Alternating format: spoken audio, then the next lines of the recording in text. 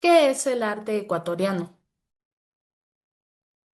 Muy buenas tardes con todos. Mi nombre es Giselle Folleco y junto con mi grupo abarcaremos el tema del arte ecuatoriano, junto con el arte barroco, la escuela quiteña, la arquitectura colonial y también la importancia cultural y sus datos curiosos.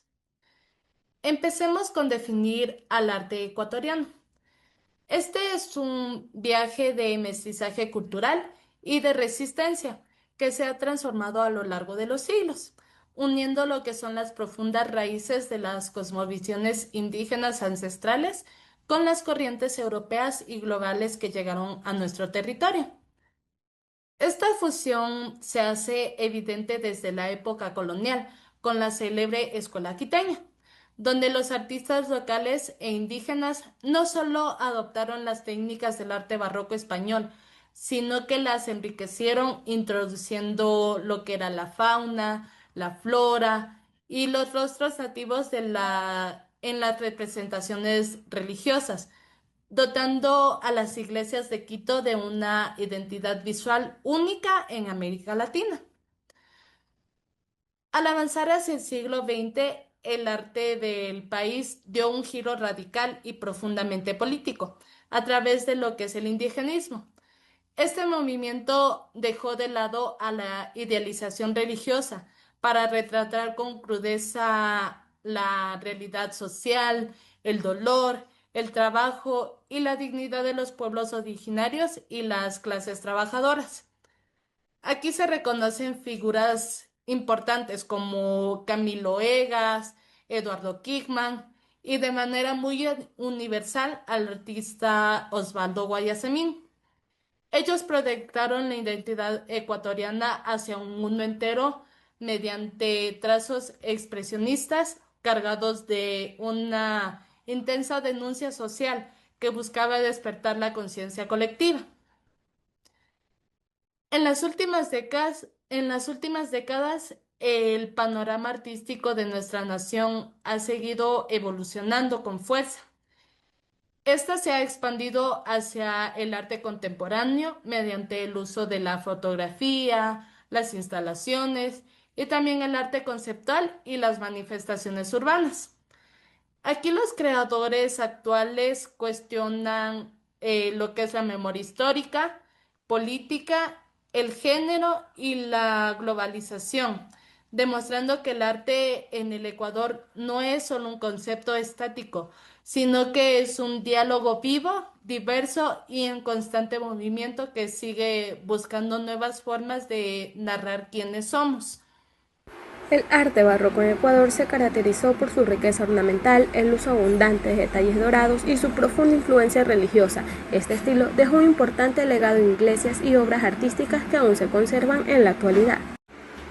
Hola, mi nombre es Ana y Guerrero y hablaremos sobre el arte barroco en Ecuador, uno de los estilos artísticos más importantes de la época colonial.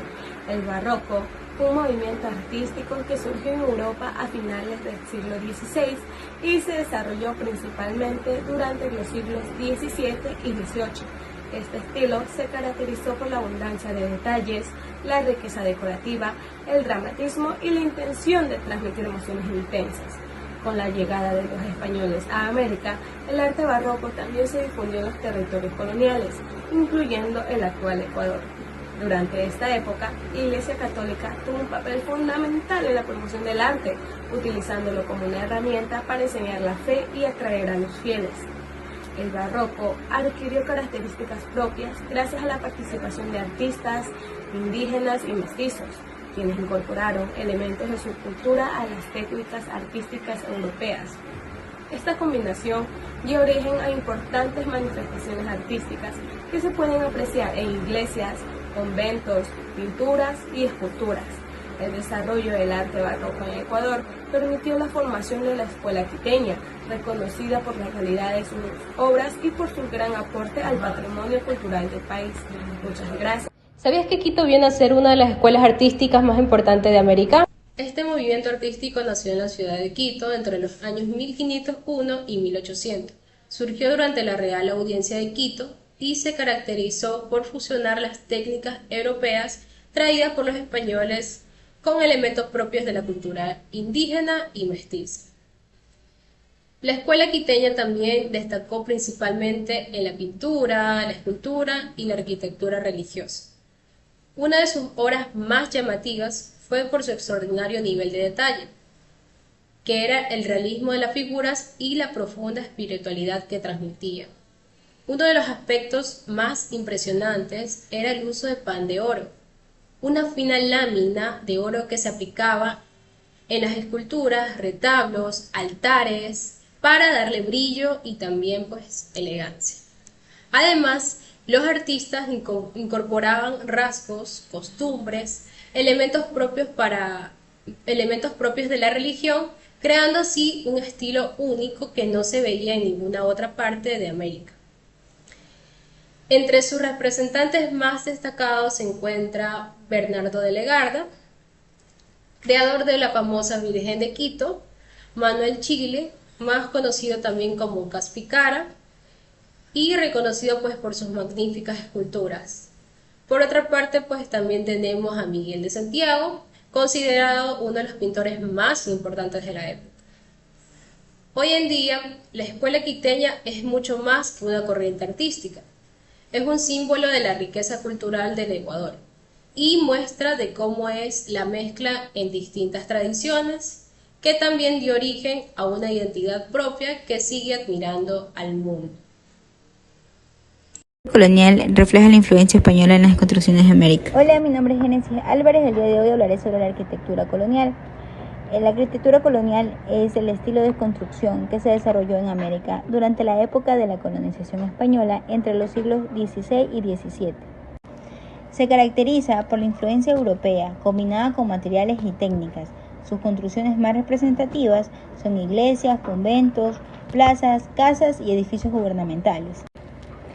Entre sus características se destacan los patios interiores, los balcones de madera, los arcos y la influencia religiosa reflejada en iglesias y conventos. Como acotación final tenemos que en Ecuador tiene uno de los mejores ejemplos de arquitectura colonial, la cual es que encontramos en el centro histórico de Quito, la gran llamada la Iglesia de la Compañía de Jesús. La importancia cultural del arte barroco, la escuela quiteña y la arquitectura colonial radica en que representan una parte fundamental de la identidad histórica y artística del Ecuador. Estas expresiones permitieron la unión de las tradiciones europeas e indígenas, dando origen a obras únicas que hoy forman parte de nuestro patrimonio cultural de nuestro país y ayudan a comprender cómo vivían, cómo pensaban y cómo se expresaban su fe en las necesidades de aquellas épocas. Como un dato curioso, los artistas de las escuelas quiteñas solían utilizar como modelo a personas de la misma región para pintar y esculpir figuras religiosas, por lo que muchas obras presentan rasgos propios de los habitantes de los Andes ecuatorianos, algo que los distingue de obras europeas. Estas manifestaciones artísticas no solo tienen valor estético, sino también histórico y cultural, ya que conservan una gran parte de nuestro patrimonio. Como conclusión, el arte barroco en el Ecuador representa una de las expresiones culturales más importantes de nuestra historia. A través de la escuela quiteña, la arquitectura colonial y las diferentes manifestaciones artísticas de la época se lograron combinar la influencia europea con el talento y la creatividad de los pueblos locales.